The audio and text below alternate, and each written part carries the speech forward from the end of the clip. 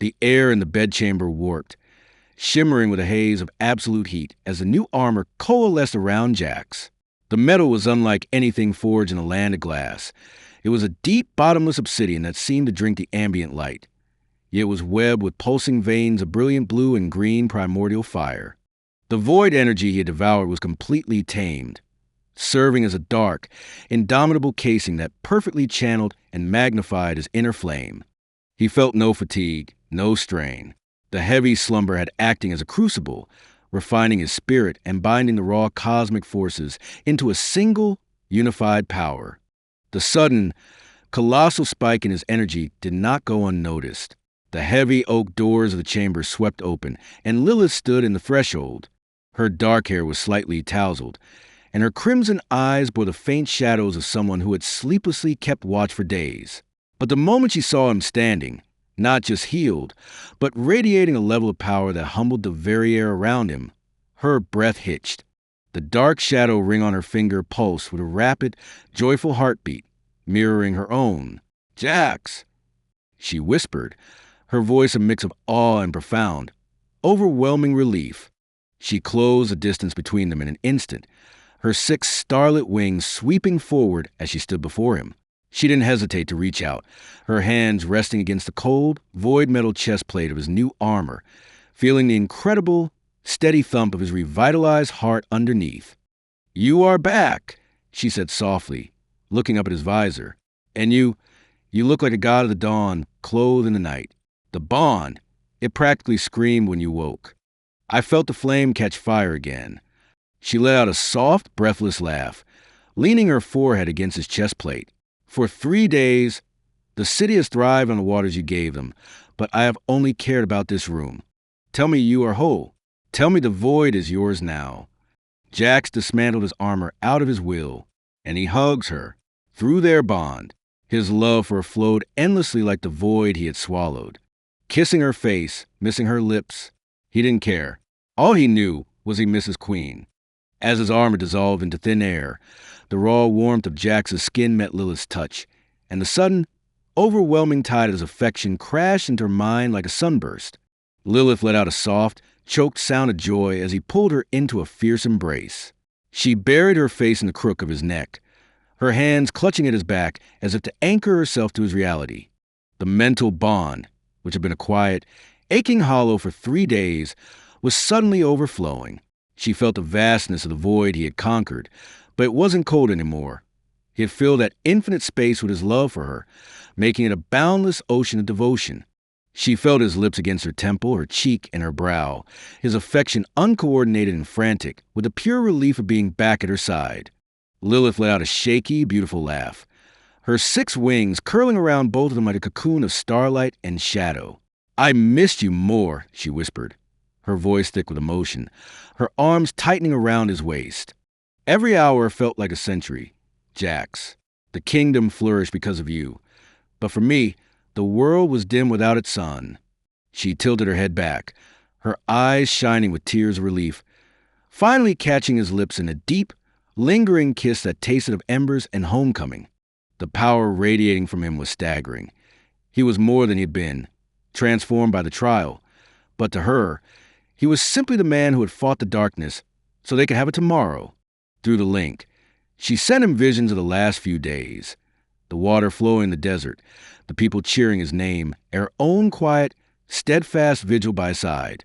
"You aren't just a pillar anymore, Jax," she projected, her thoughts a warm, adoring caress. "You are the heart of this realm, and you are everything to me. Stay with me a moment longer. The world can wait another hour for its king. I just want to feel your heart beat." As they sat together, Jax holding her as she holding him, they sat there, in the silence, in the talking. They were anchors for each other. Jax described what it felt like. As he devoured and transformed the void, he described the dream he had.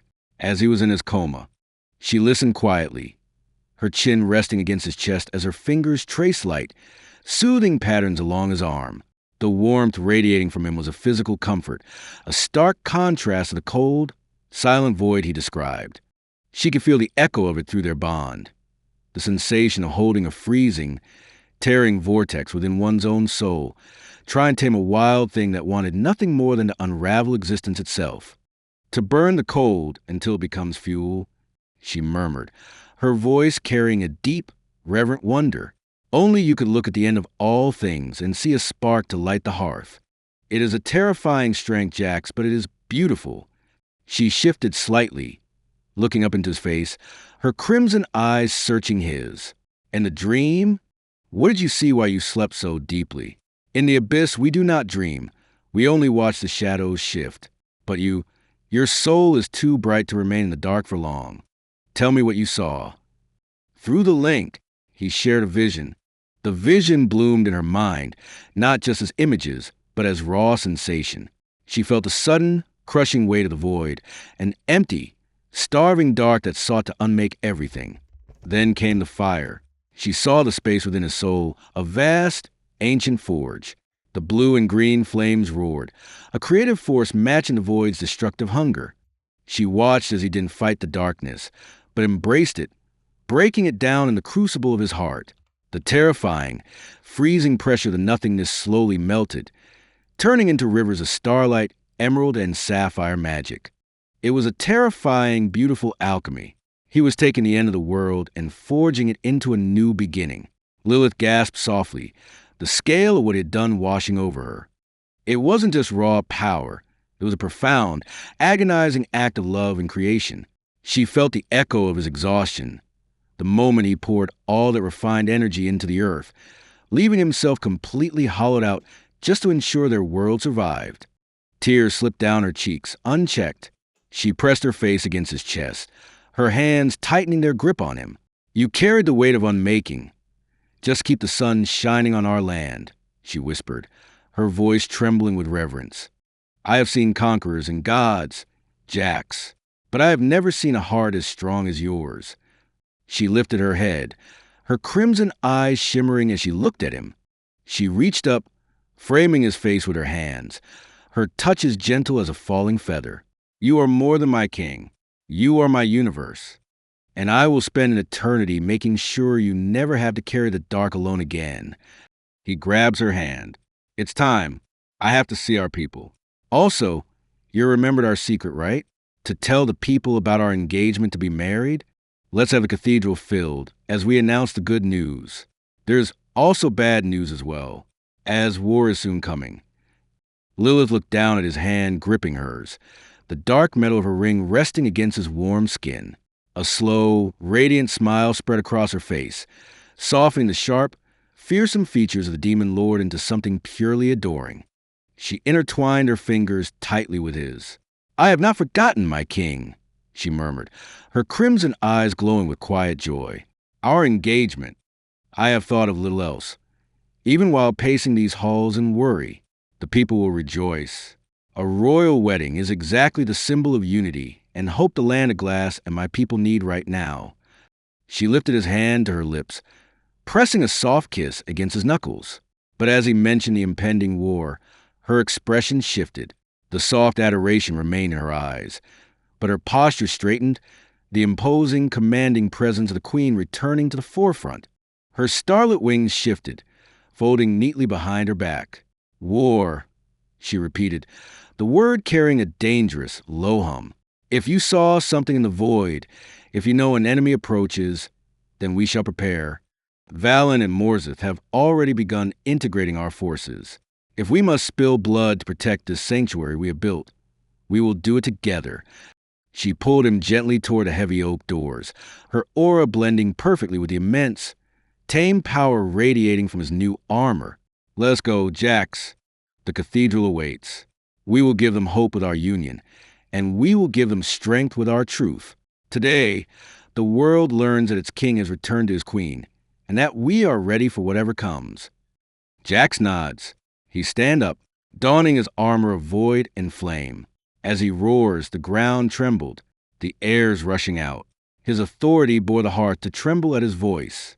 My people, fill the Colosseum. I bring joyous and grievous news to you all. The air itself seemed to bow to the sheer force of his command. The tremor that rolled through the citadel wasn't destructive, but a resonant hum that vibrated in the chest of every citizen within the land of glass. Lilith watched as his void metal armor flared, the blue and green primordial flames weaving through the absolute dark, casting impossible shadows across their chambers. She didn't flinch at the roar. Instead, her blood sang with it. This was the king she had chosen, a being of unfathomable power, yet tethered by an unyielding heart. With a fluid motion, Lilith stepped to his side, her own terrifying aura flaring to match his. Her starlit wings spread to their full, majestic span, and the shadows of the room gathered around her, weaving into a regal, obsidian gown fitting for a demon queen preparing to face her kingdom. "Lead the way, my son," she murmured, her voice a dangerous, beautiful purr that vibrated through their bond. "Let them see the pillar that holds the sky and the darkness that guards his back." They did not walk. They descended. Through the high pathways of the citadel, they emerged onto the grand balcony overlooking the Colosseum of glass. Below, the city was already in motion. Thousands were pouring into the massive amphitheater.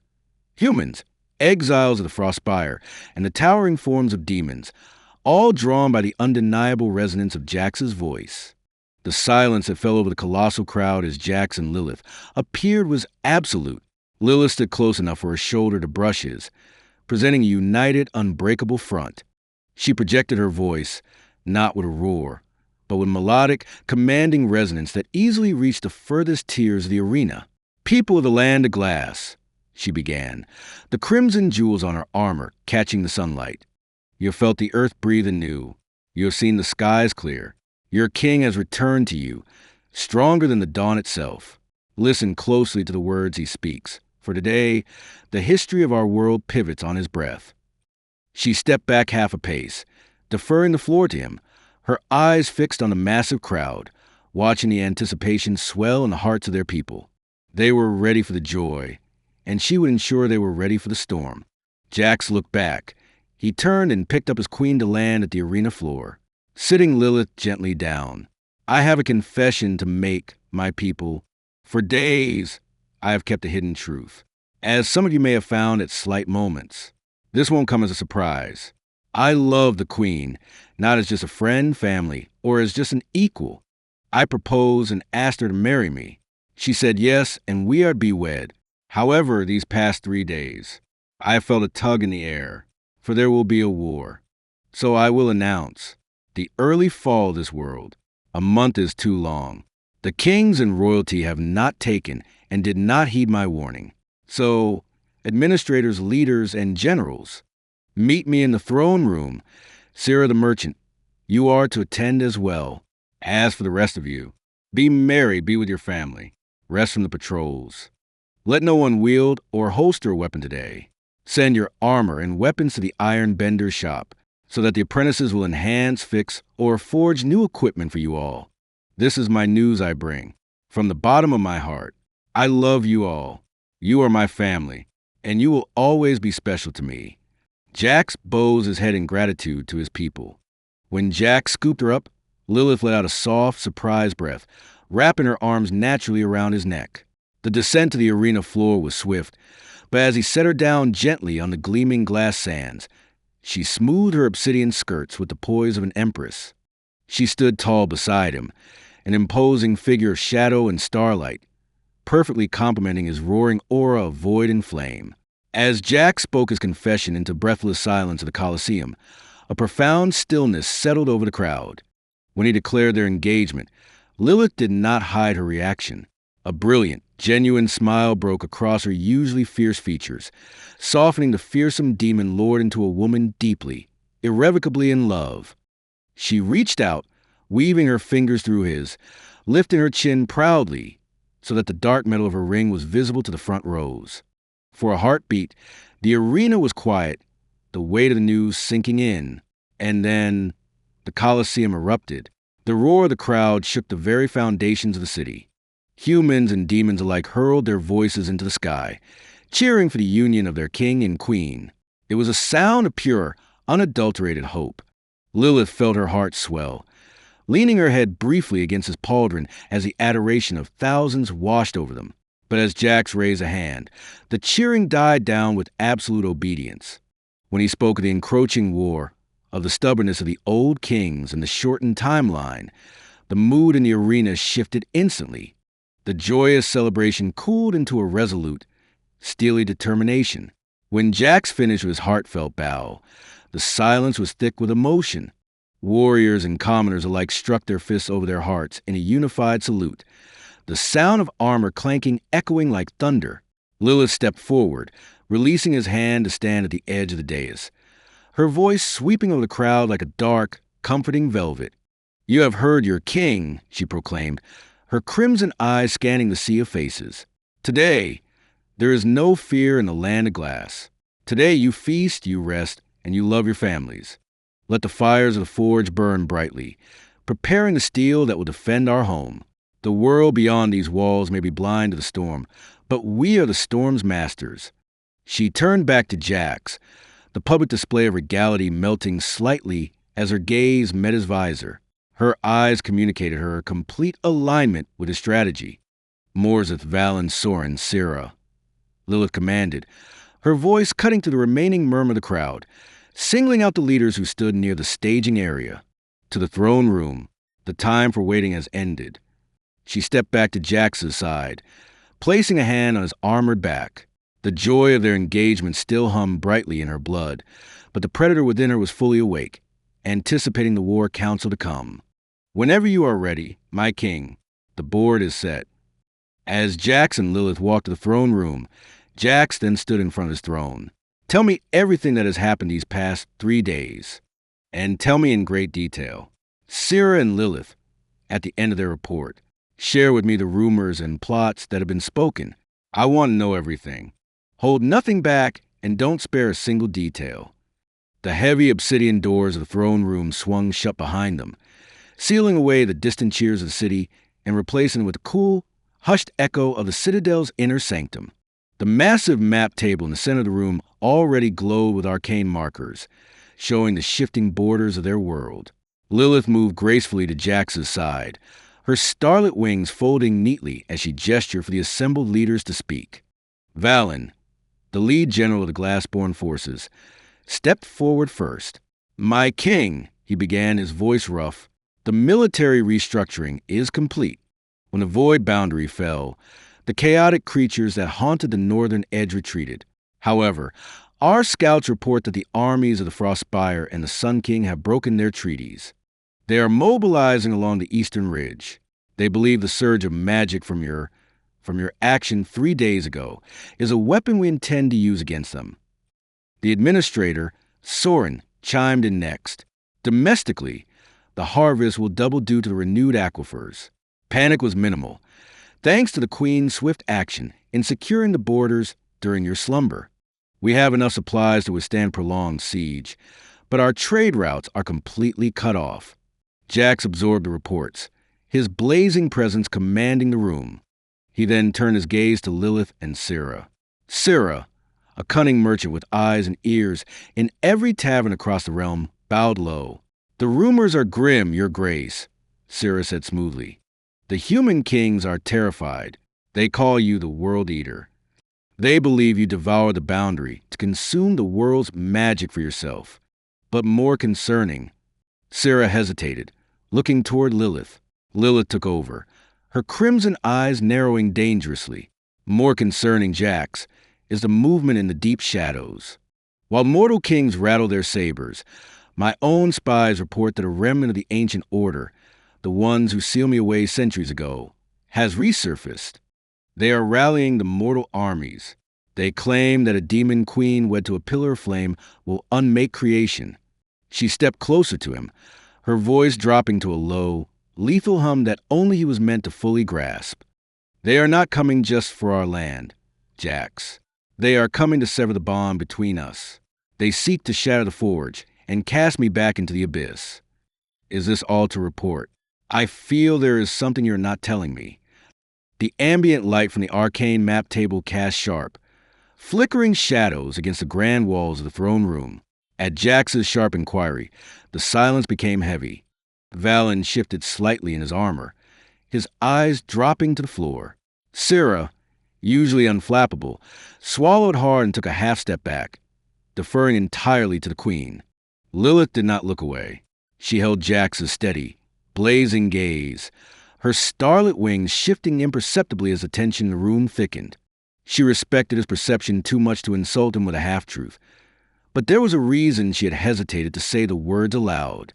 She stepped closer to the throne, invading his personal space in a way only she was permitted to do, her voice dropping to a low, intimate register that carried the weight of a heavy stone.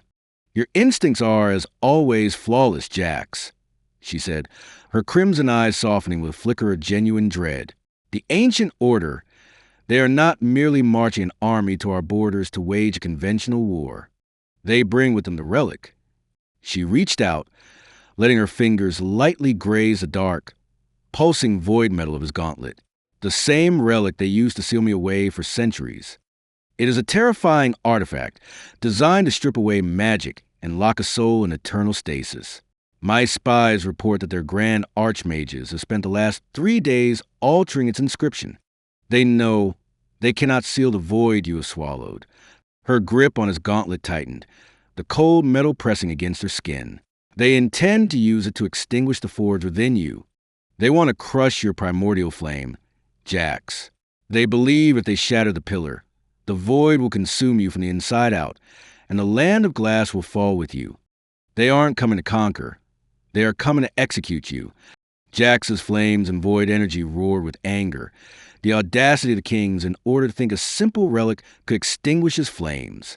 Then, from the ceiling of glass, a light of fire, not of destruction, but a heavenly flames, gently encasing his hand. There, a holy sword was summoned from the heavens, made of pure celestial ether, fire, and void. "The celestial beings themselves have gave me their blessing, that I may stand tall and use this sword to correct their mistakes on letting the humans grow, polluting the earth." The flaming pillar disappeared, showing the full holy sword in its glory. "Tell me, my people, is there anything else?" The celestial light cleaved through the shadowy ambience of the throne room, brilliant and terrifying all at once. The sword in Jax's hand was a masterpiece of impossible elements, shimmering ether bound by the absolute darkness of the void, with its primordial blue-green flame dancing along its razor edge. The heat it cast was not destructive to them, but it carried the undeniable, holy weight of a divine mandate. Valen, a seasoned general who had faced nightmares without blinking, instantly dropped to one knee, bowing his head. Soren and Syrah followed a fraction of a second later, the sheer, crushing authority of the weapon bringing them low in absolute reverence. Even Lilith's breath hitched. She did not kneel. She was his queen, his equal. But she stepped back half a pace, her crimson eyes wide as she beheld the weapon. The relic the ancient order brought to extinguish his fire suddenly seemed utterly insignificant against the literal blessing of the heavens. A slow, dark smile curved her lips, her eyes tracing the celestial fire that illuminated his visor. The predator within her, the demon lord who thrived on conquest, purred at the sight of her king wielding such apocalyptic power. "If the heavens themselves hand you the blade, my son," Lilith murmured, her voice a rich, vibrating hum of awe and pride, "then the ancient order is already dead. They bring a man-made relic. You wield the world's fury." She stepped back into his space, her starlit wings shifting slightly, unfazed by the intense aura of the blade. She placed her hands lightly on his armored forearms. "There is nothing else they can hide from us, Jax. Syrah's spies have mapped their marching routes. Valen's forces are already fortifying the eastern ridge," Lilith said, her gaze shifting briefly to the kneeling council before returning to him. "The humans and the order march with numbers, but they march blindly into a furnace.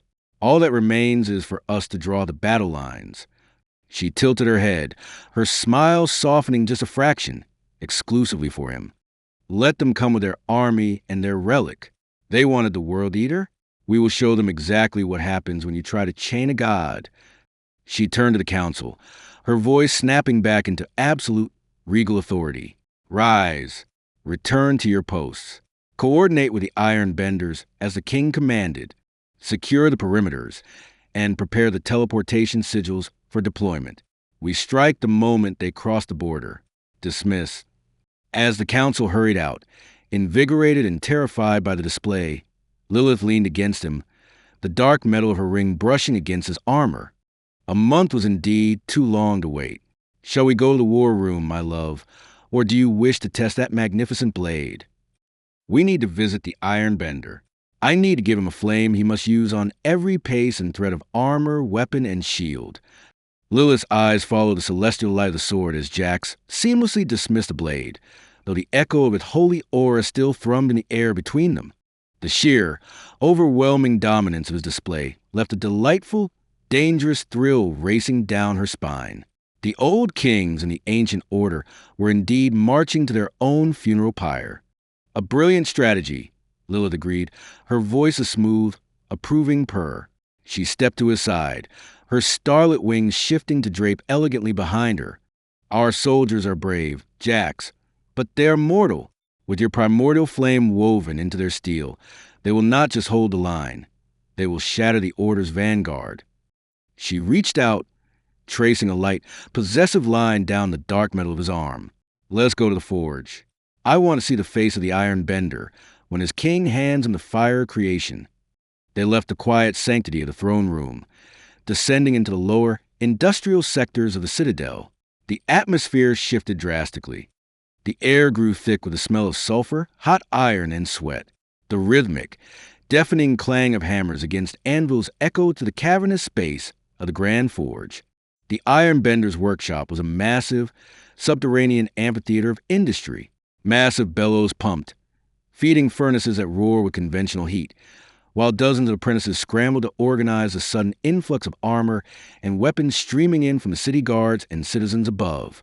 In the center of it all stood the master blacksmith himself, a towering, soot-stained demon with arms thick as tree trunks, swinging a massive hammer down on a glowing breastplate.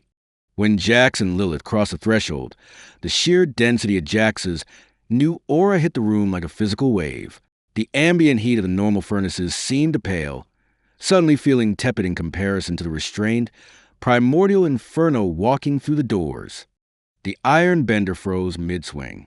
He lowered his hammer, his yellow eyes wide as he took in the terrifying, majestic sight of his queen and the transformed king. The entire forge ground to a halt, the clanging dying out until the only sound was the crackle of the mundane fires.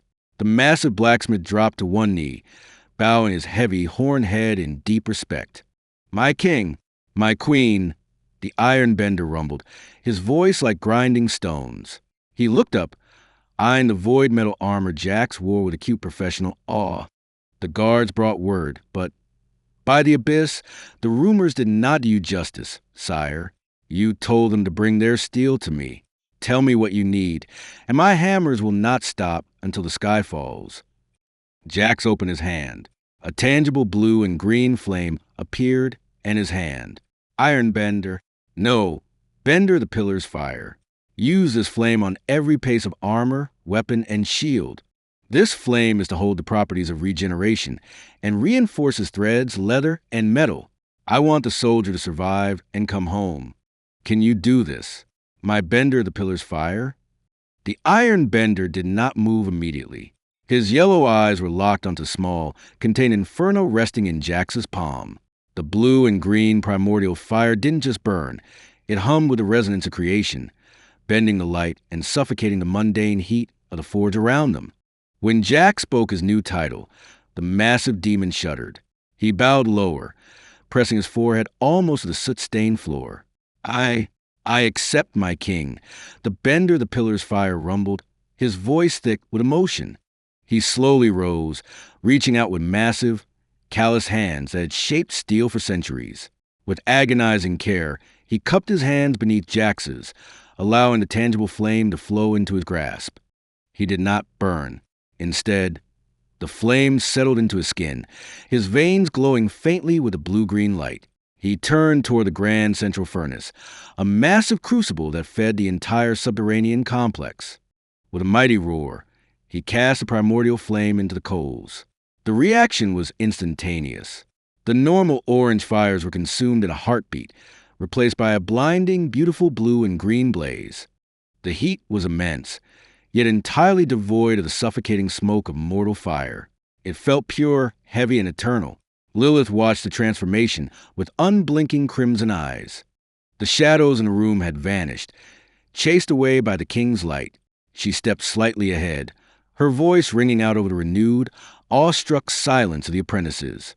"Hear your king's mandate," Lilith commanded, her tone slicing through the cavern. "Every plate, every blade, every shield that leaves this floor will carry the breath of the pillar.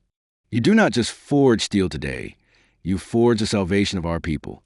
Work until your hammers break, and then forge new ones." The apprentices and workers roared in unison, a deafening sound of absolute devotion. Lilith stepped back to Jax's side, laying a hand gently on his arm. The pride radiating from her was a physical force through their bond. "You have given them an armor that cannot be broken, Jax," she murmured, leaning in close so only he could hear over the renewed clatter of hammers. "The Order thinks they can extinguish you, but they do not realize you have already planted your fire in 1,000 hearts. Shall we leave them to their sacred work and prepare our own war council? The roar of the forge is a beautiful symphony, my king. You have turned their hammers into instruments of a new age. The iron bender, no, the bender of your fire, already has his apprentices quenching steel in the sacred flame. He will not fail. Come, my Sunday. Let us leave this glorious noise and discuss the final steps. Valen is waiting for his orders, and I am eager to hear how you wish to unleash the storm.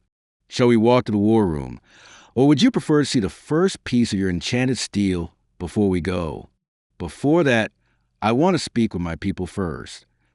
Lilith paused, her hand sliding down his armored arm to intertwine her fingers with his, her crimson eyes softening as she looked at him, recognizing the profound weight he carried. The roaring heat of the forge behind them seemed to dim slightly in the presence of his resolve. "Of course, my son," she purred, her voice a low, comforting vibration. "A true king draws his strength not just from the fire in his soul, but from the hearts he shelters. If you wish to speak to them, they will listen." She turned, guiding him out of the subterranean heat and back up the winding obsidian stairs toward the upper levels of the citadel. They moved with a synchronized grace, the heavy clank of his void metal armor accompanied by the soft rustle of her dark, ethereal gown. The transition from the oppressive, sulfur-tinged air of the forge to the cool, crisp atmosphere of the upper balconies was immediate. They emerged onto a broad terrace that overlooked the sprawling city. Below, the streets were alive with motion. The citizens had heard the mandate. The iron bender's apprentices were already moving among the crowds, gathering weapons and armor to be blessed by the primordial flame. The air buzzed with a tense, focused energy, a stark contrast to the initial panic of the approaching war. Lilith stepped to the edge of the terrace, her starlit wings unfurling slightly to catch the wind. She did not speak, simply resting her hand on the cold stone balustrade, carving out a space for him to step forward and command the attention of the city once more. She turned her gaze to him, a silent, powerful assurance that she was right there, guarding his back while he faced his kingdom. "They are ready for your words, Jax," she murmured, a fierce pride glowing in her eyes. "Tell them what they need to hear. As your king, I know you are a strong, proud people. I am happy that you all chose to be here. However, this war, it's going to be fierce, as bloodbath that may cause you your lives. I want this to be known. I want this to be here. I want this to be your choice. None of you have to fight. However, as your king, I cannot face the enemy with my head held high alone."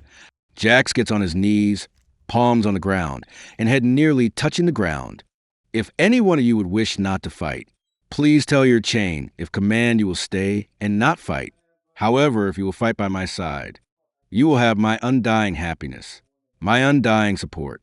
I will continue to be the king you need me to be." A gasp rippled to the sprawling crowds below, a collective intake of breath that snatched the air from the city. The clang of the distant forges seemed to mute as thousand upon thousand of eyes locked onto the high terrace. Their king, the pillar of flame, the being whose voice alone made the earth tremble, had dropped to his knees. Lilith froze. For a fraction of a second, her demonic instincts rebelled against the sight. In the abyss, to kneel was a surrender. To bow one's head was an invitation to the slaughter. But as she looked down at Jax, seeing the absolute sincerity radiating from his posture, the fierce, unyielding love he held for his people, The resistance in her heart crumbled into dust. It was not weakness. It was a strength so pure, so terrifyingly human, that it eclipsed the primordial fire he wielded. She did not hesitate. The starlit wings at her back folded tightly as she gracefully descended. The rich obsidian fabric of her gown pulled around her as she knelt on the cold stone of the terrace beside him. She did not place her palms flat or bow her head as deeply as he did. She was still the demon queen, fiercely proud, but she rested her hand gently on his armored shoulder, presenting an unbreakable front. "You see him." Lilith's voice rang out, carrying entirely on the sheer force of her commanding presence, reaching every corner of the silent city. "You see the god who holds the sky, humbling himself before the mortals and demons he calls family." She squeezed his pauldron, her crimson eyes blazing as she looked out over the sea of faces below. "He offers you a choice because his heart is vast. But I know the heart of the land of glass. I know the fire that burns in the exiles, the humans, and my own kin who have found sanctuary here." For a long, agonizing moment, the city remained completely silent. The sheer weight of Jax's humility had paralyzed them. Then, from the front ranks of the gathered guards below, a single sword was drawn, not to attack, but to be slammed point first into glass earth. The guard dropped to one knee. Beside him, an apprentice from the forge dropped a half-finished shield and knelt. Then another, and another. It spread like wildfire. Demons of terrifying stature, human merchants, exiled knights, and ordinary citizens. An entire kingdom collapsing to its knees, not in fear, but in absolute fanatical devotion. The rhythmic thud of thousands of fists striking chests echoed up to the terrace, a thunderous heartbeat of a nation preparing for war. Lilith looked down at the king beside her, a tear of absolute pride pricking the corner of her glowing eye. "They have given you their answer, my love," she whispered softly, meant only for him. "You will never stand alone." Jack stands slightly bows and slams his fist against his chest. "My love, you can't see, but I am crying by my love for our people. Please prepare the war council, and please lead me there. My people have made me blind with tears." Lilith's breath hitched at his words. The raw, unfiltered emotion from a being who held the world's fury in the palm of his hand struck her harder than any physical blow. To see him brought to tears by love rather than rage was an entirely alien concept of the demon lord, yet filled her with profound, aching tenderness. She stepped closer, closing the distance between them so that his armored form shielded her subtle, protective gesture from the crowd below. She slid her arm through his, her hand resting firmly against the cold, dark metal of his chest plate, right where she knew his heart hammered with fierce loyalty. "Your tears are a testament to the king they have chosen, Jax," she murmured, her voice a soft, private melody reserved entirely for him. "Do not be ashamed of the heart that drives a flame." Turning her gaze back out over the kneeling city, she raised her free hand slightly, an elegant gesture of dismissal that carried the weight of absolute authority. "Rise, people of glass," her voice rang out, echoing across the terrace and down into the sprawling streets. "Arm yourselves and hold your loved ones close. Your king has given you his vow. Now ready yourselves to give him your strength." With a final, unified clash of steel against the ground, the citizens began to rise, the tension unbroken but transformed into a lethal, purposeful hum. The city was no longer just preparing for a defense. It was preparing for a crusade. "Come, my son," Lilith whispered, tugging gently on his arm. She did not rush him, allowing the heavy doors of the terrace to swing shut behind them, cutting off the noise and returning them to the quiet, cool shadows of the inner citadel. She led him through the long, winding corridors, her starlit wings brushing the stone walls, serving as his guide while he composed himself. Her grip on his arm was grounding, a steady anchor amid the overwhelming surge of emotion. "The council will be waiting in the war room," she said, her tone shifting back into the sharp, strategic edge of a commander, though her grip remained gentle. "We have the loyalty of our people and the fire of the heavens. It is time to draw the map, Jax. Where do we place the first strike? Generals, Lilith, is there a flat lands we can use for a negotiation table? I want to send a parley with the enemy commander. If we can halt their advance before they can get too close to our borders, We can have our armies prepare formations, flanks, and set up magical traps before the enemy knows what happens. The goal isn't to have them retreat or have them actually accept a surrender. The goal is to crush them as we know their arrogance will be their end. We can use that and their surprise to our advantage. The heavy doors of the war room sealed shut behind them, dimming the sounds of the active citadel to a distant hum. The chamber was dominated by a massive, circular table of polished obsidian, its surface glowing with ethereal blue and red lines mapping the topography of the realm. Valen, Soren, and Syrah were already gathered around it, tracing the projected enemy movements. As Jax laid out his strategy, a chilling, appreciative silence fell over the room. Lilith stood across the table from him, her crimson eyes gleaming with a dangerous, predatory light. She rested her hands on the polished stone edge, a slow, wicked smile spreading across her lips. To see the god who had just wept for his people turn around and instantly plot a bloodthirsty deception thrilled her down to her demonic core. A false parley, she mused, her voice a low, melodic purr that vibrated with approval, using their own arrogance to construct their slaughterhouse. It is a delightfully cruel strategy, my king. I approve entirely. General Valen leaned over the glowing map, tracing a rugged canyon near the eastern border that spilled out into a wide expanse. He tapped a specific, illuminated plain. The ash-wept steppes, sire, the scarred general rumbled, pointing to a vast, flat area situated perfectly between their fortified ridge and the enemy's current march. It is a desolate flatland just beyond our direct border, wide open, perfect for a negotiation pavilion. The human kings will feel secure there, believing it offers no cover for an ambush. Lilith moved around the table, her dark gown sweeping the floor until she stood beside Jax. She leaned in, her gaze locked on the glowing topography of the steppes. They will expect a trap, but they will look for hidden archers or creeping flankers, Lilith observed, her mind already spinning the web. We give them neither.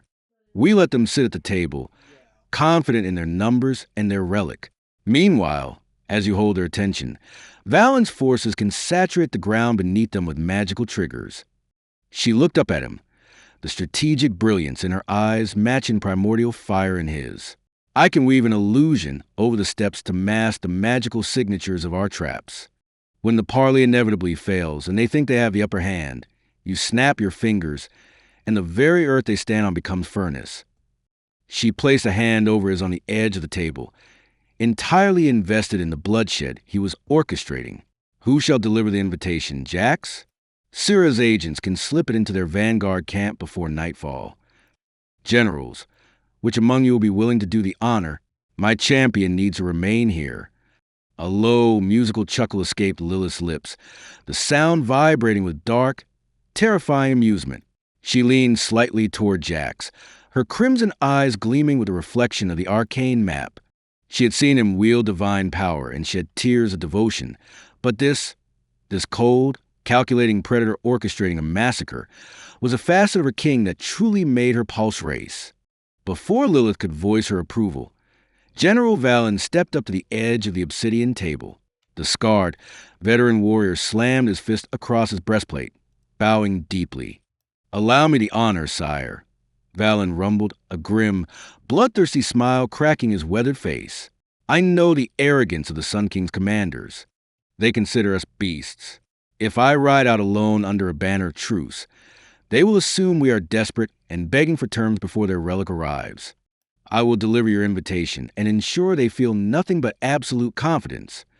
Lilith traced a glowing blue line on the map, her long nails clicking against the obsidian surface. "Play the part perfectly, Valen. Let them see fear in your eyes. Grovel if you must. Make them believe the World Eater is terrified of their impending justice." She looked up, her gaze locking onto the general with lethal intensity.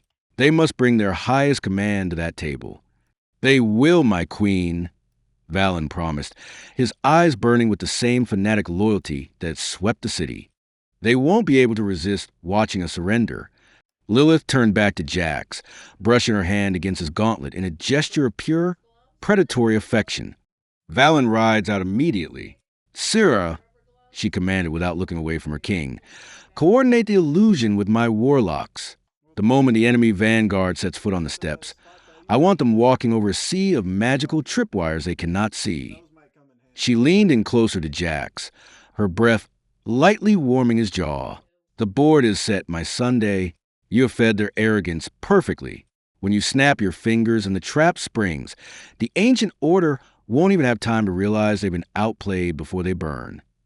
Generals, have the non-combatant citizens wage a war here. Cooking, smithing, farming. I want them to know we will be back. I want them to be strong. While that is being relayed to the citizens, I want our armies to better ready. Supplies obtained and packed. Horses readied. Formations formed. When the sun hits its peak, we ride to meet the enemy's doom. Valen slammed his fist against his breastplate once more, the sound echoing sharply in the quiet room.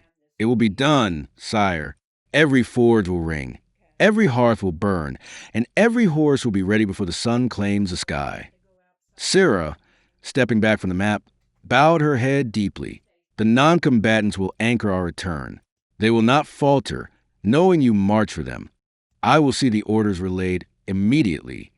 As the generals swiftly turned and exited the war room to execute their king's commands, the heavy obsidian doors swung shut, sealing Jax and Lilith in sudden, intimate silence.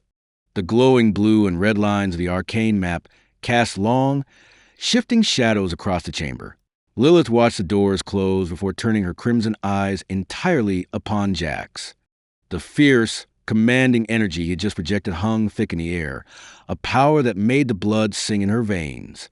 She stepped toward him, the dark fabric of her gown whispering against the stone floor until she was close enough to feel the heat radiating from his armor. Her starlit wings folded tightly behind her as she reached up, resting both hands lightly on his armored chest.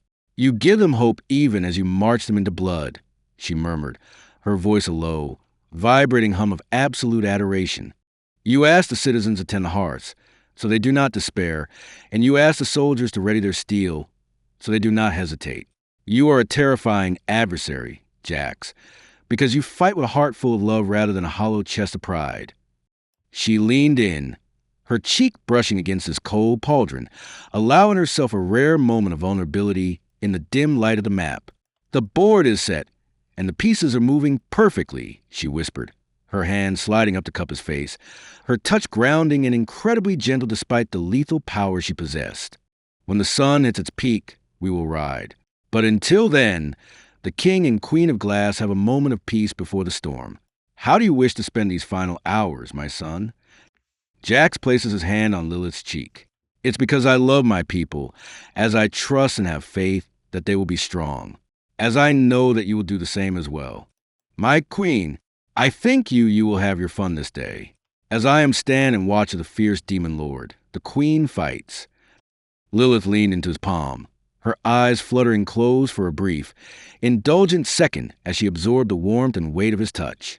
When she opened them again, the crimson glow within her irises had sharpened into something feral and deeply hungry. You know exactly what I am, my son, she purred, her voice dropping to a dark, silken register. She turned her head slightly to press a kiss into the center of his palm, her fangs lightly grazing his skin. Other kings locked their queens in towers to keep them safe. You forged a celestial blade, built a slaughterhouse, and asked me to dance in it. She stepped even closer, her body pressing against the cool void metal of his armor, completely unbothered by the sheer physical density of it. Her hands drifted down from his face to grip his armored waist. I will give you a spectacle that will sing about in the abyss for millennia, Lilith promised, the words dripping with lethal anticipation. While you hold the human commander's attention, and the earth burns beneath them, I will take the sky. The ancient order thinks they bring divine judgment, but they have never seen a demon lord unleashed with the blessing of a god. She tilted her chin up, meeting his eyes with an expression that was terrifyingly beautiful, a perfect marriage of absolute devotion and promised violence. They will break against our steel, Jax, and what remains I will scatter to the wind. Thank you for not asking me to hold back. She smiled, a wicked curve of her lips. If we are to wait for the sun to peak, we should make use of the silence.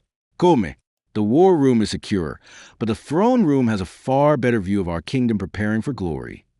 Jax follows Lilith, as they watch the sun rise. And their people gather and start doing their duties, preparing the march. The walk back to the upper levels of the citadel was quiet, a stark contrast to the thundering heartbeat of the city below. Lilith walked beside him, their steps perfectly synchronized. The heavy obsidian doors of the throne room yielded silently to her touch, revealing the grand chamber bathed in the soft, bruised colors of early dawn. They bypassed the imposing thrones entirely, moving straight for the massive, arched glass doors that opened onto the king's private balcony. As they stepped out into the crisp morning air, the land of glass lay spread before them. The sun was just beginning to breach the horizon, casting long, golden-red rays across the jagged, obsidian spires and the sprawling districts. It was a beautiful, severe landscape, and today it hummed with lethal purpose. Below, the city was a masterpiece of orchestrated chaos.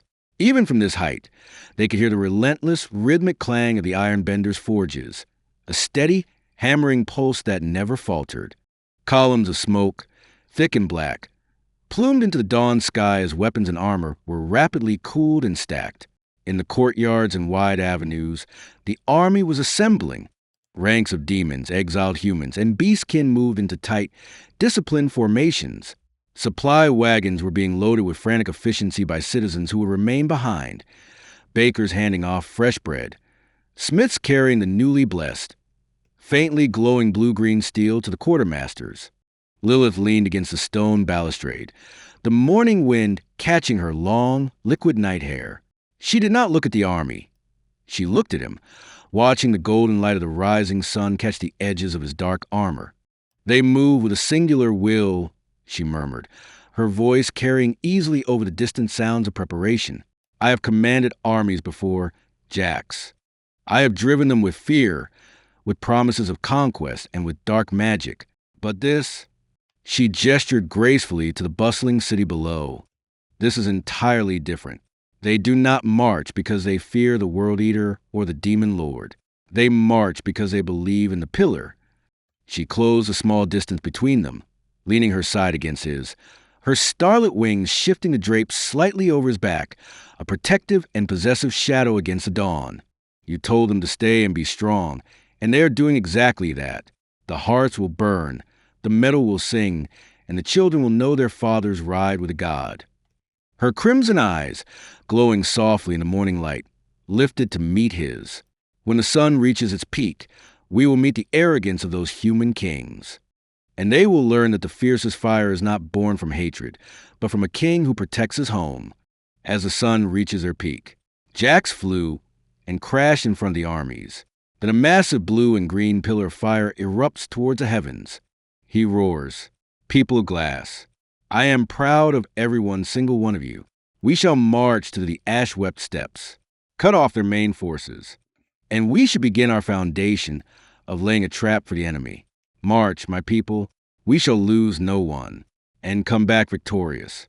The pillar of fire disappeared as Jax and Lilith prepares to march in the front of the army. "Lilith, please prepare some shadows to scout the roads and plains ahead.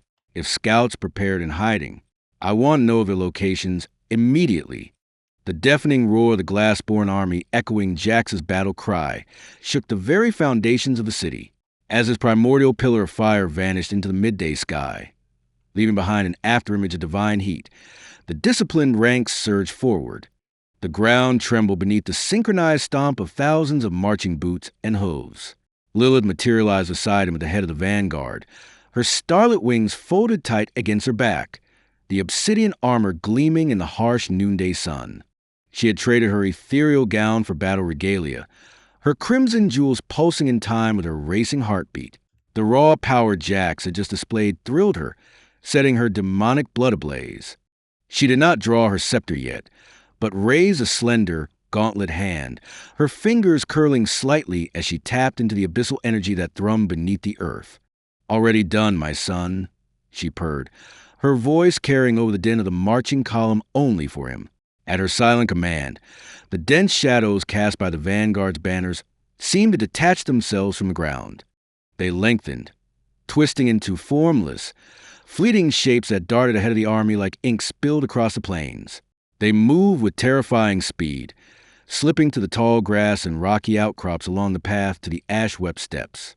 My shadow stalkers will comb every ditch, ridge, and copse of trees between here and the steppes, Lilith assured him, her crimson eyes scanning the horizon with predatory focus. If the human kings have placed even a single archer in our path, I will know the color of his eyes before we are within a mile of him. She brought her black mount, a massive, heavily armored nightmare beast, alongside his, riding shoulder to shoulder with her king. The army trailed behind them, an unstoppable tide of steel and primordial magic. Valen should be nearing their camp by now, she mused, adjusting her grip on her reins, a wicked smile playing on her lips. I suspect they will accept the parley eagerly. They will want to look you in the eyes before they attempt to kill you. Are you ready for their insolence, Jax? Yes, and when we meet at the table, it will be a different conversation than they intended. Oh, I am counting on it, Lilith murmured, her voice carrying a dark, thrilling edge over the rhythm of marching feet. As they rode further from the obsidian citadel, the jagged landscape began to flatten. The towering spires of dark crystal slowly gave way to wide, dusty plains streaked with veins of dull gray stone. The approach to the ash-wept steppes. The harsh midday sun beat down, but the heat seemed completely natural to both the demon lord and her king. The shadows report nothing but open air so far, Lilith said, her gaze fixed on the shimmering horizon. The Order is too arrogant to set an ambush. They genuinely believe we are coming to bargain for our existence.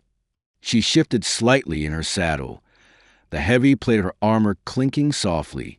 The vanguard was setting a punishing pace, but their discipline held tight. When we reach the flatlands, she continued, we will halt the main host out of their direct line of sight. Valen will have their commanders waiting at the pavilion. You and I shall ride down alone. A wicked, anticipatory smile curved her lips. Let them think we are bringing only a handful of guards. Let them feel safe right until you change the terms. Jax nods in approval. The steady thunder of their march chewed through the miles. The jagged obsidian outcroppings slowly receded, replaced by the vast, suffocating expanse of the ash-wept steppes. The wind here was harsh and dry, carrying the scent of old dust and dry, dead grass that stretched out toward the horizon like a pale sea. Lilith's crimson eyes flared briefly, receiving a silent pulse of information from the abyssal magic she had cast out ahead of them. The shadows have returned, my son, she reported, her voice carrying sharp and clear over the thudding hooves. The steppes are clear, just as we predicted. The human vanguard has halted 3 miles from the center, and a pavilion has been erected directly in the middle of the flatland. She let out a low, derisive hum. They flew a banner truce. How quaint. She spurred her nightmare mount forward just a fraction, bringing herself perfectly level with him as they reached the final high ridge overlooking the desolate plain. Below them, a tiny speck of white and gold marked the meeting point. Far beyond that, the glint of thousands of polished steel chest plates shimmered like an ocean under the harsh sun. The human host waiting. Lilith raised her scepter high, a silent signal that rippled instantly through the chain of command. With terrifying precision, the massive glassborn army ground to a sudden, absolute halt just behind the ridge, perfectly out of sight from the pavilion below.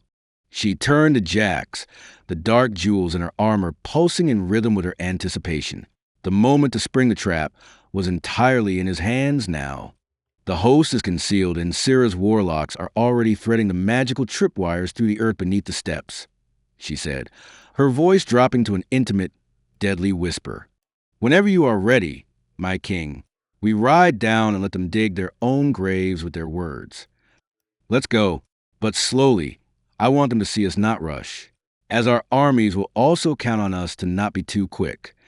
Lilith's smile widened, a slow, razor-sharp curve that promised absolute ruin. Perfect, she purred, her crimson eyes gleaming as she looked down at the distant pavilion.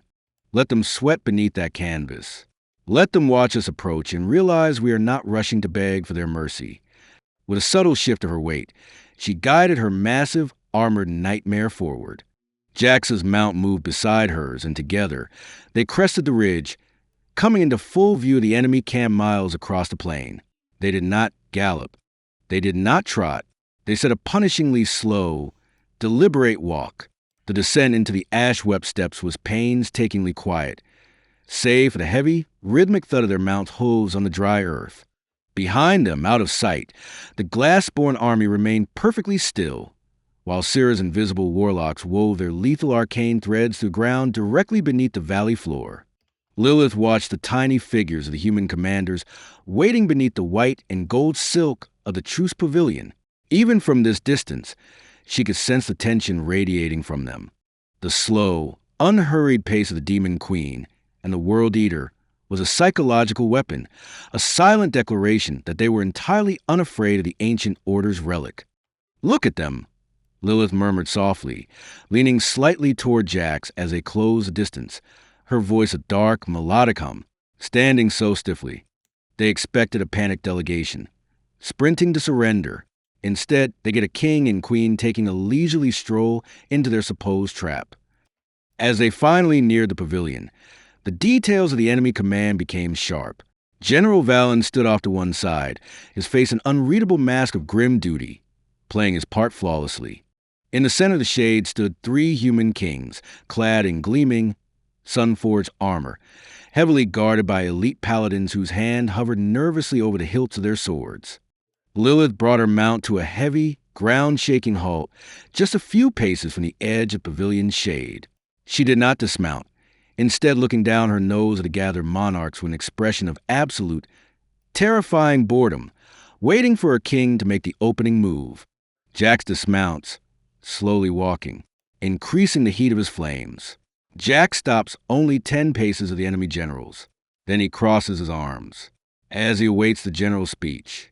Lilith dismounted a mere second after Jax, her movements fluid and utterly silent despite the heavy obsidian armor she wore. She did not bother to tie off the reins of her nightmare mount. The beast snorted once, a plume of dark smoke escaping its nostrils, and stood as still as a statue. She walked half a pace behind her king, her starlit wings folded tightly, a deliberate positioning that silently, screamingly communicated to the human monarchs exactly who held the power here. As Jax's heat began to radiate, a suffocating, primordial wave that distorted the air around them, Lilith felt a familiar, thrilling hum of his aura against her own demonic energy. She thrived in it. The paladins across from them did not. She watched with dark amusement as several of the elite guards physically recoiled, their hands trembling slightly on their hilts, their polished steel armor suddenly feeling too hot against their skin. When Jax stopped 10 paces out and crossed his arms, the silence that followed was heavy enough to crack stone. The heat shimmering off him made the enemy commanders look as though they were wavering like mirages. Lilith stopped right behind his shoulder. She did not cross her arms. Instead, she let one hand rest casually on the hilt of her scepter, her crimson eyes locking onto the center monarch, the human king, a man with graying hair and an overly ornate, sun-emblazoned chestplate, was sweating profusely, though whether from the desert sun or the World Eater's presence was entirely debatable. She said nothing. She didn't need to. Her king had taken the stage, and she was more than content to let the humans squirm in the suffocating silence until they finally gathered the nerve to speak. Lilith's crimson eyes narrowed, her lips curling into a sharp, mocking smile as Jax's words hung in the suffocating heat. The human kings looked as if they had been slapped. They expected a groveling plea, perhaps a desperate offer of gold or land to stop the march. Instead, their prey was standing 10 paces away, radiating the heat of a dying star and offering them terms.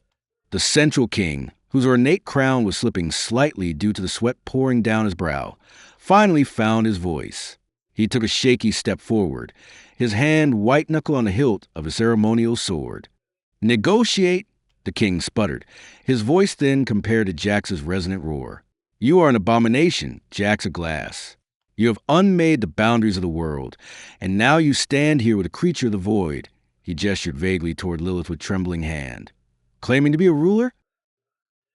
"We do not negotiate with World Eaters. We came here to offer you a quick end.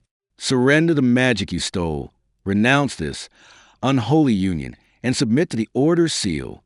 Otherwise, we have brought the means to extinguish your flame forever."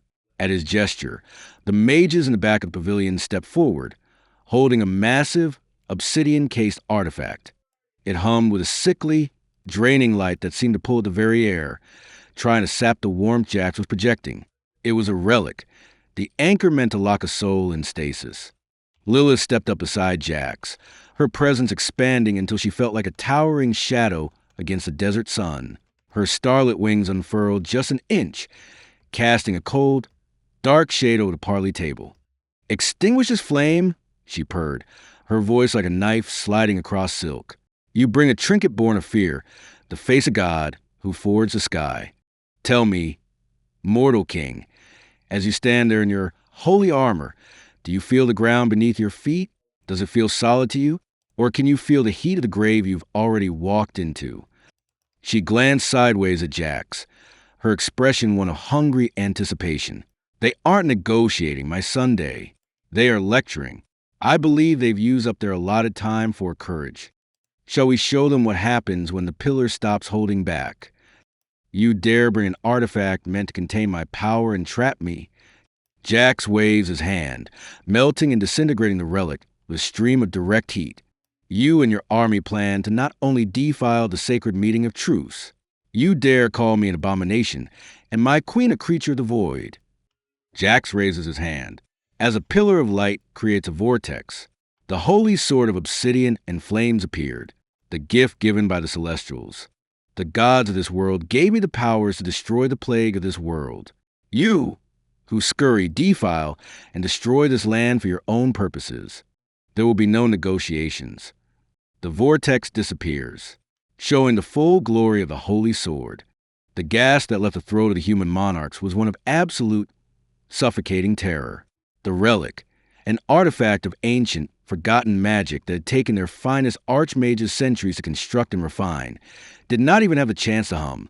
On the casual wave of Jax's hand, the obsidian casing liquefied, the runes glowing white-hot before dissolving into hissing, molten slag that ate into the dry dirt of the steps.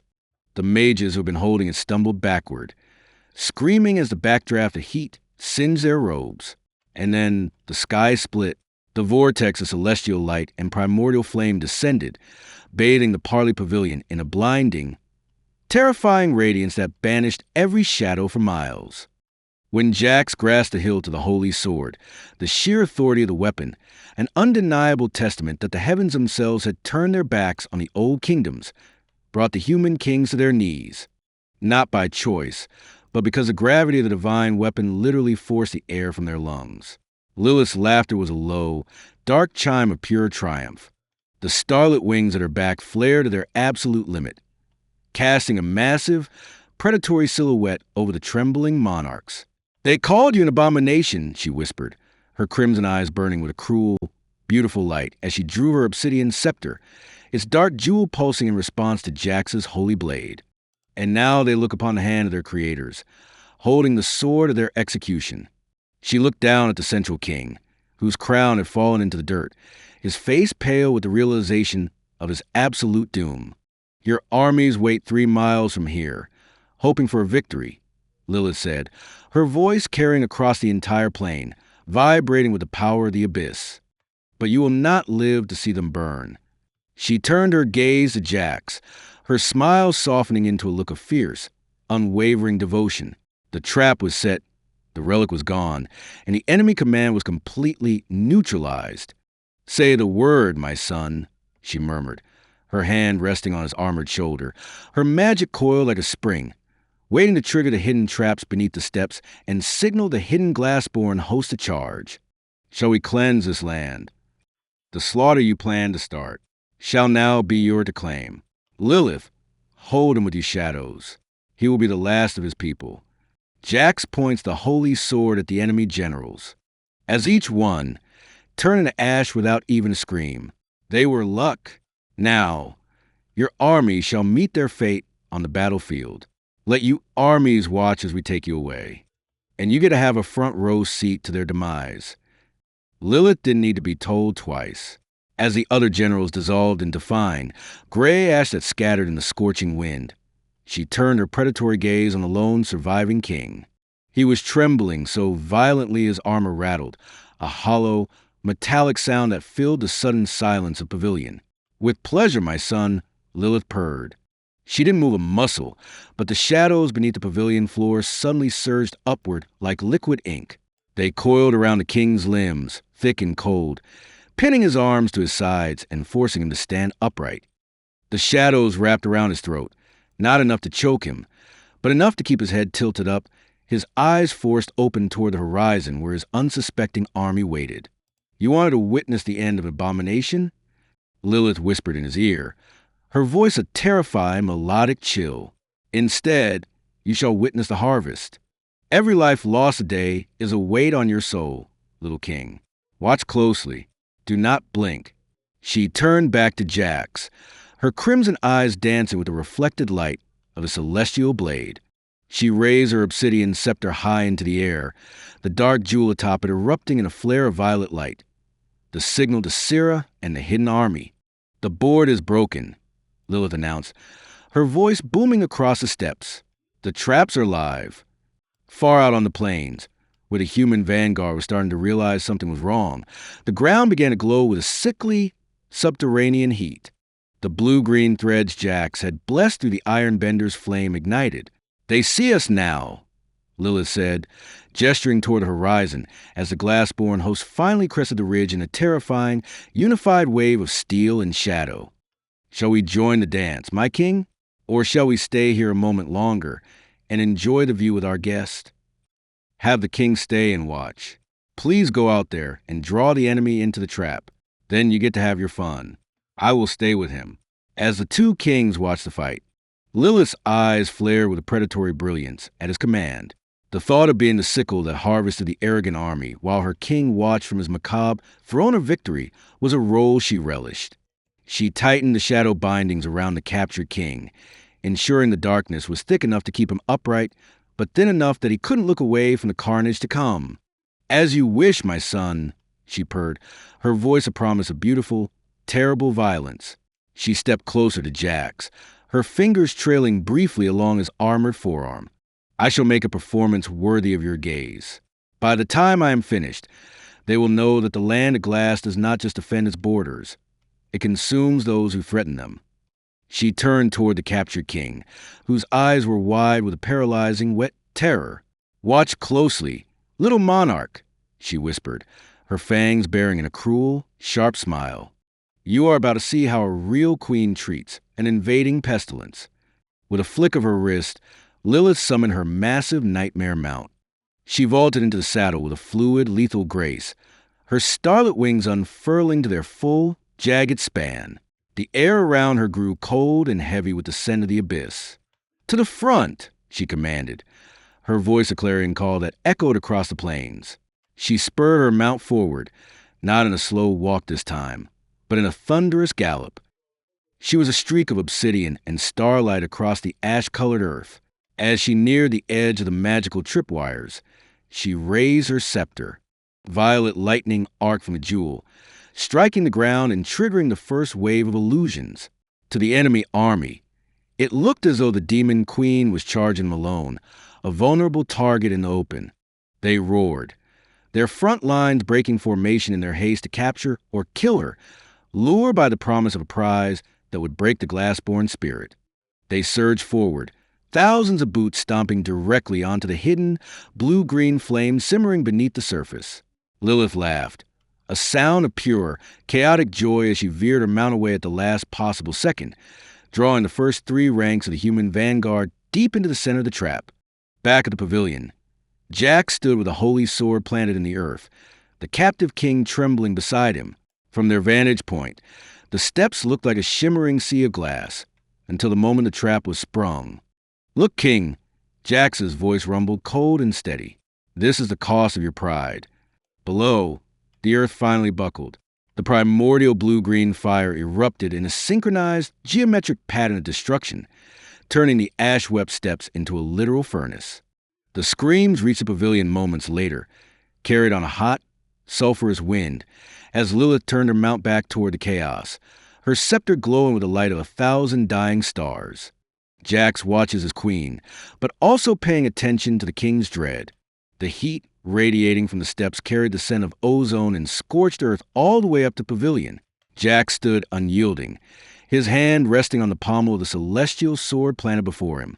His visor remained fixed on the unfolding battlefield, but his awareness was split between the brilliant, deadly movements of his queen and the absolute collapse of the man bound in shadows beside him. The captive king's breath came in ragged, shallow gasps. With every flash of blue-green fire that erupted from the earth, another company of his vanguard vanished into ash. He tried to turn his head away, to close his eyes against the sight of his soldiers falling into a trap they had walked into so willingly, but the cold abyssal shadows held his head firm. "Look at them," Jack said, his voice low, vibrating with a quiet, terrifying calm. "They marched under your banner. They believed in your relic. They believed in your righteousness. And now, they burn because you could not conceive of a power greater than your own fear." Below, Lilith was a force of nature.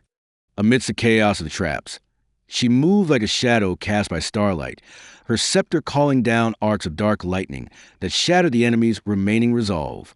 The human army, once a proud and glittering line, had broken entirely, fleeing from the very ground that swallowed their comrades. The king let out a broken, choked sob, the sound muffled by the shadows tied around his throat. All the arrogance that had filled the pavilion moments ago was gone, replaced by the crushing weight of his complete and total defeat. Jack said softly, "I wanted to have us humans to join forces, to rebuild the world that history showed you did nothing but destroy." Jax removed his helmet, showing the king his human face. "I choose my fate. I chose to be a monster for the sake of my people. They have accepted me for me, as I love them for them." Jax donned his helmet and continues watching conclusion of the battle. The captive king's breath hitched in his throat. When the terrifying void metal visor withdrew to reveal a human face, lined with the same pain, determination, and quiet dignity of the species, he claimed a champion. The monarch's world shattered entirely. To face a demon lord was one thing. To realize the world eater, the godlike entity they had marched to destroy, was a man who had simply chosen a different path out of love for his people, was a far heavier blow. The king stared, his eyes wide and hollow, tracing the humanity in Jax's features before the dark metal slid back into place, sealing the king of glass once more behind a mask of absolute authority. "Hey, human," the king whispered, the word escaping like a dying breath. The realization of what they had thrown away, the chance for unity, for a peace forged in strength, settled over him like a shroud of lead. They had brought war to one of their own, and in doing so, they had sealed their own doom. Below them, the battlefield was falling silent. The roaring crucible of the steppes had done its work. The proud banners of the ancient order lay trampled in the ash, and what remained of their grand army was in full, disorganized retreat, pursued only by the shadow beasts Lilith had unleashed to ensure they did not return. The glass-born vanguard stood victorious, their weapons gleaming with the fading resonance of the primordial flame. Not a single citizen soldier had fallen. The traps and the celestial blessing had kept them entirely safe. Lilith rode back up the gentle slope of the ridge. Her nightmare mount slowed to a walk, its black hooves cutting through the new layer of ash. Her starlit wings draped loosely behind her, and her obsidian armor bore only a light dusting of gray. She dismounted with fluid elegance, her crimson eyes fixed entirely on Jax as she approached the pavilion. "It is finished, my son," Lilith said, her voice a warm, rich contrast to the cold wind of the plains. She stepped up beside him, ignoring the weeping, broken king bound in her shadows. She reached out, her gloved hand resting gently over Jax's on the pommel of his holy sword. "Your army is safe. The order is broken. They will never dare cross our borders again." She glanced sideways at the captive monarch, whose head hung low in absolute defeat. "And what of our guest? He has seen the cost of his pride. Shall we send him back to his empty throne to tell the survivors what happens when they challenge the pillar? Or do you have another fate in mind for him?" Jax's golden flames appear. A parchment and a pen appeared, manifested in front of the king. "King, you have not only offended my kingdom, defined a truce. You disrespected my queen." Lilith laid down terms of not only his kingdom becoming a vassal state, but adding repercussions of starting the war. "You, my queen, will speak out loud the terms. He must accept and sign, or die here, and we forcefully take his kingdom." Lilith's eyes shimmered with a dark, predatory delight as she looked from the manifested parchment to the trembling man bound in her shadows. This was a moment she lived for, the absolute bending of defiant spirit, not through mindless slaughter, but through the cold, calculated weight of superior power. She stepped closer to the human king, her starlit wings casting a jagged, oppressive shadow over his hunched form. She didn't look at him with hatred. She looked at him with the chilling indifference of a god who had just found a nuisance in her garden. A vassal state is a generous mercy, little king, Lilith purred, her voice carrying across the ash-strewn plains like a funeral bell. You will listen carefully, for I will not repeat myself. She began to pace slowly around the bound monarch, her voice gaining a sharp, regal authority. First, she dictated, her long, dark-cladded finger pointing toward the parchment as the ink began to glow with her command. Your crown is no longer your own. You will swear an oath of absolute fealty to the pillar of glass. Your laws will be vetted by our council, and your levies will march only when Jax commands it. Your kingdom is now a shield on our border, and you will pay for that protection with your autonomy. She stopped directly in front of him, leaning down so her crimson eyes were inches from his. Second, the ancient order is disbanded. Every relic, every text, and every mage who sought to chain the king will be handed over to us for re-education. You will purge your libraries of the lies you told about my Sunday. The king let out a low, shaky whine, but Lilith ignored it, her voice growing even colder. Third, you will pay reparations for the insult of this march. Half of your kingdom's mineral wealth and 40% of your annual harvest will be diverted to the land of glass for the next 50 years. You sought to burn our fields. Now you will feed our people. She straightened her back, her starlit wings unfurling to their full, terrifying height. And finally, for the insult you dared speak against me, and for the threat you brought to my king's home, you will kneel in the center of your own capital city, in front of your people, and you will proclaim Jax as the true sovereign and me as the queen of the void you so fear. You will tell them that the abomination was the only one merciful enough to let you live. Lilith turned her head slightly toward Jax, her expression softening into a look of fierce pride. Those are my terms, my Sunday. They are harsh, but they are the price of survival. She looked back at the king, the shadows around his hands loosening just enough to allow him to grasp the manifested pen. Sign, little king. Sign and live to be a servant, or refuse and ensure your lineage ends here, in the ash, where no one will ever find your bones. I am human, so my patience have their limits, and my anger for your insult to my fiancé, my love, my life, and my reason. Jack's heat rises, as his anger is clear to see to all. You will sign or die. Now, pick, petty little king. The heat radiating from Jack surged, warping the very air around the pavilion until the wooden supports began to crackle and char. The captive king gasped for air that was rapidly turning to scalding vapor, his skin blistering under the sheer, oppressive force of the king of Glass's fury. The realization that Jax was not just a powerful sovereign, but a man fiercely protective of his beloved, was the final blow to the monarch's crumbling resolve. With trembling, soot-stained fingers, the king snatched the floating pen from the air. He did not look at the parchment, nor did he dare look Jax in the eyes. His hand shook so violently that the ink spluttered across the page, but he forced himself to scrawl his royal signature, sealing his kingdom's fate and his own submission to the land of glass. The moment the signature was complete, the parchment glowed with a faint, binding golden light before rolling itself up and floating gracefully into Lilith's outstretched hand. Lilith caught the scroll, her crimson eyes gleaming with triumphant satisfaction. With a subtle wave of her fingers, the constricting shadows around the king's throat and limbs dissolved back into the earth, leaving him to collapse onto the scorched dirt, weeping and gasping for the cool desert wind. A wise choice, vassal, Lilith murmured, her voice dripping with cold disdain as she tucked the contract into her armor. She stepped back to Jax's side, the intense heat radiating from him washing over her like a comforting embrace. She gently placed her hand over his gauntlet, her touch a soothing balm meant to guide his roaring flames back beneath his skin. Let the fire rest, my son, she whispered softly, her eyes full of warmth and adoration. You have defended our home, secured our borders, and humbled our enemies. The storm is over, and your people await their king's return." She looked down at the shivering, broken monarch on the ground, then back to the victorious army waiting on the horizon. "Valen will see this one escorted back to his capital to prepare for our arrival. For now, let's ride back to the citadel as conquerors."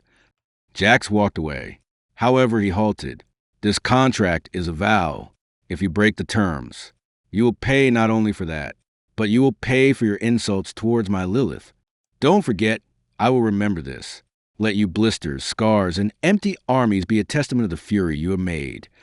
Jax then walked with Lilith to the armies of the glass.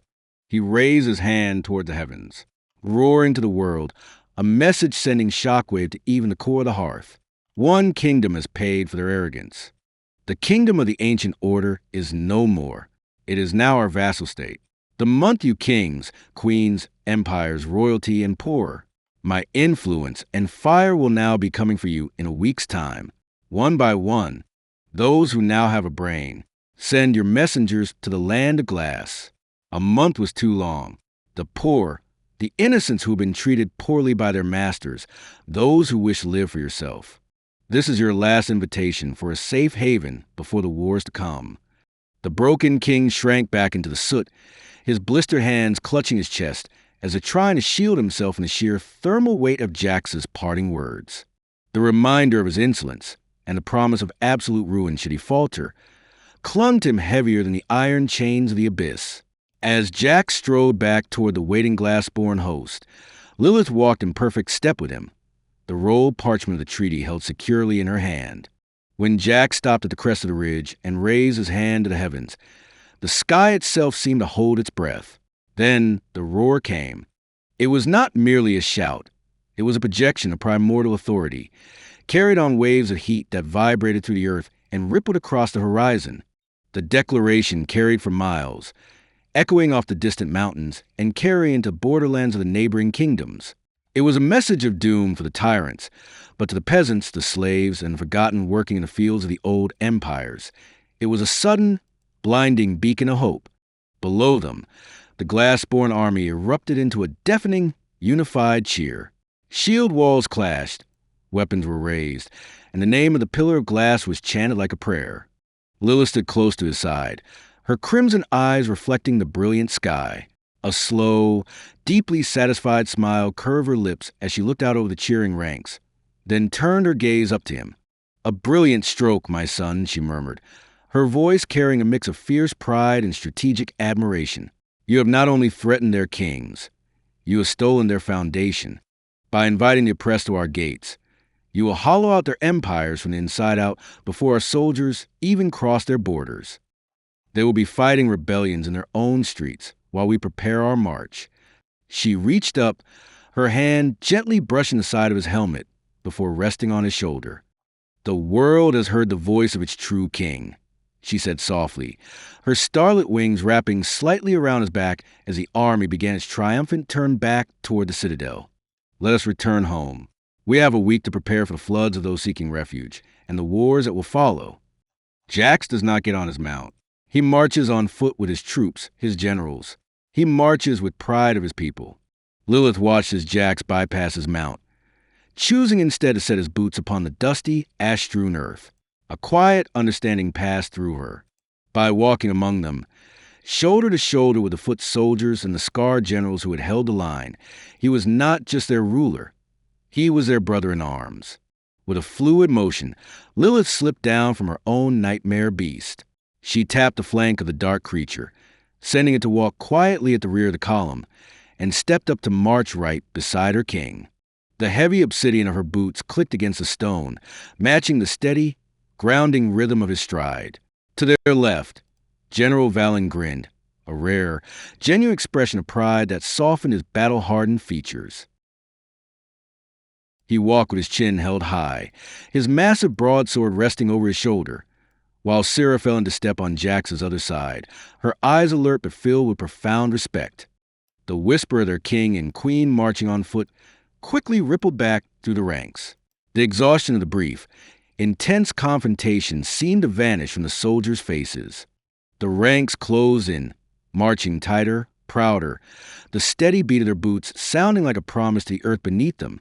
"You never cease to surprise me, my son," Lilith murmured, her voice carrying under the steady rhythm of the march. She looked ahead toward the distant, shimmering spires of the Citadel of Glass, which were growing larger on the horizon. Walking with them, it binds their loyalty tighter than any oath. Look at their faces. They would march into the abyss itself if you asked them to do it on foot. She smiled, the warmth in her eyes entirely genuine as she adjusted the weight of the treaty scroll in her sash. "We have set the world on fire today.